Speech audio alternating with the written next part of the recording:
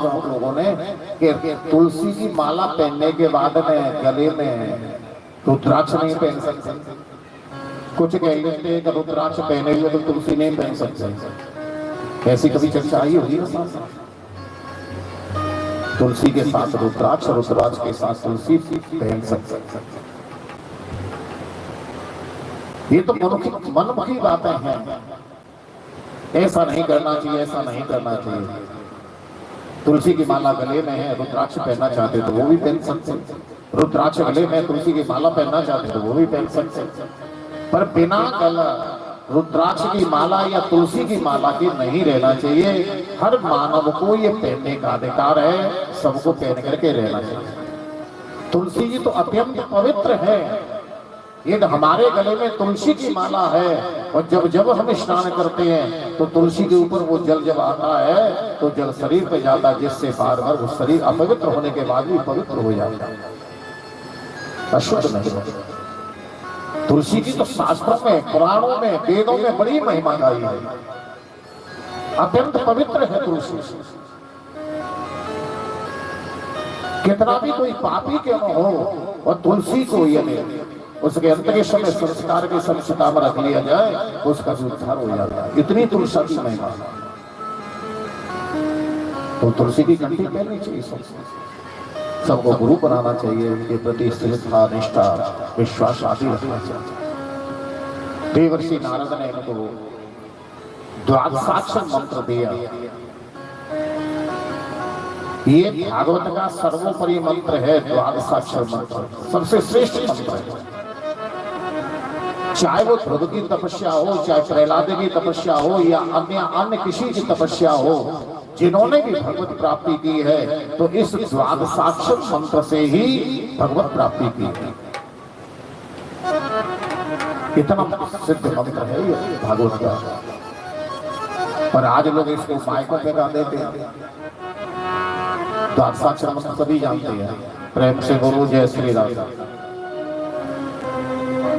ये मंत्र कुछ ऐसे हैं कि जो माइक पे बोलने के लिए नहीं होते हैं, उनकी शक्ति, उनकी क्षमता होती है।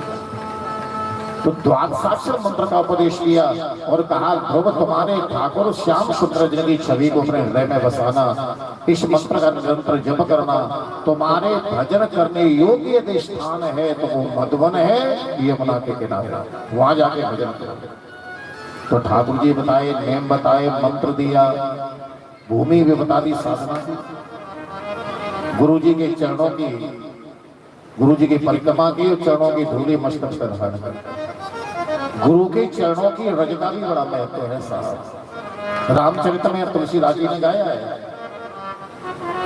जे गुरु चरण रेणु सिर धराए, जे गुरु चरण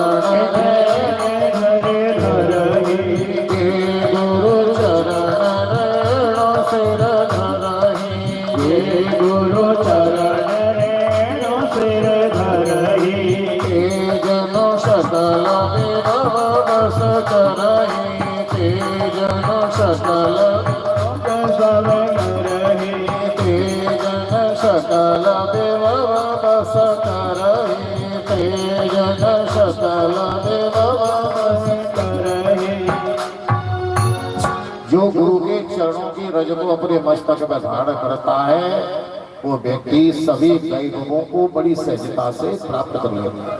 ये गुरु के चरण रज का महत्व फल है। धारण करना चाहिए। जब जब मिले तो साष्टांग प्रणाम करें, चरण रज को मस्तक पर धारण। जैसे ध्रुव जी ने नारद जी के चरण रज को अपने मस्तक पर धारण प्रणाम करके यमुना जी के तट पर आए और यमुना रसरानी को ध्रुव जी ने प्रणाम किया। बोले यमुना रसरानी की। आचमन किया, स्नान किया और मधुवन में लता के नीचे एक पैर के बल से ध्रुव जी खड़े हुए और गुरु जी ने जो मंत्र दिया है उसको बड़ी निष्ठा के साथ जपने लगे। ठाकुर जी की छवि को हृदय में बसा दिया। इन्होंने नेम बनाया। देखिए नेम की फिर बात आ जाए, क्योंकि बिना नेम के तो भक्ति में आगे बढ़ ही नहीं सकते। नेम तो बनाना पड़ेगा। इन्होंने नियम बनाया कि 3 दिन तक हम कुछ खाएंगे पिएंगे नहीं। 3 दिन के बाद में केत और बेर खाते, यमुना का जल पीते और कुछ नहीं लेते। दूसरे महीने में ये भी त्याग दिया, 5 दिन तक कुछ खाते पीते नहीं। 6वें दिन जाकर के केवल सूखी घास पत्ते चबाते यमुना का जल पीते। हरि ढब बैठ गयो मधुबन में, लो लग रही हरि भजन में। हरि ढब बैठ गयो मधुबन में, लो लग रही हरि भजन में। ढब बैठ गयो मधुबन में, हरि भजन में। लो लग रही हरि भजन में, लो लग रही प्रभु के भजन में।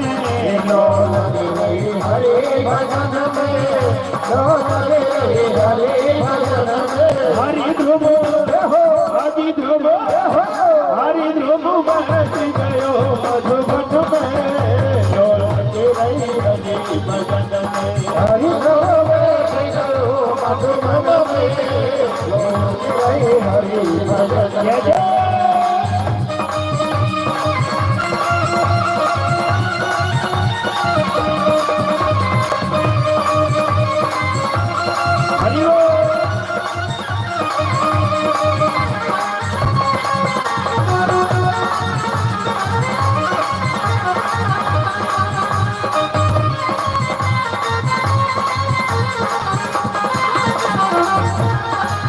लो लग रही हरि भजन में, लो लग रही प्रभु के भजन में। लो लग रही हरि भजन में, लो लग रही हरि भजन में। हरि ध्रुव अजी ध्रुव हरे ध्रुव बैठ गयो मधुबन में, लो लग रही हरि भजन में। हरि ध्रुव बैठ गयो मधुबन में, लो लग रही हरि भजन में।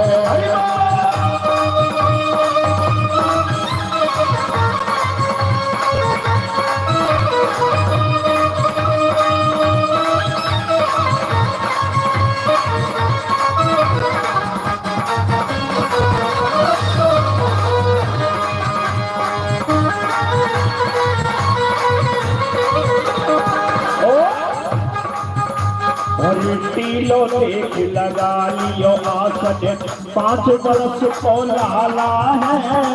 लियो लगा लियो आसन, 5 बरस को लाला है। टीलो देख लगा लियो आसन, 5 बरस को लाला है। लगा लियो आसन, 5 बरस को लाला है। माथे तिलक वस्त्र पीताम्बर, कर में मोहन माला है।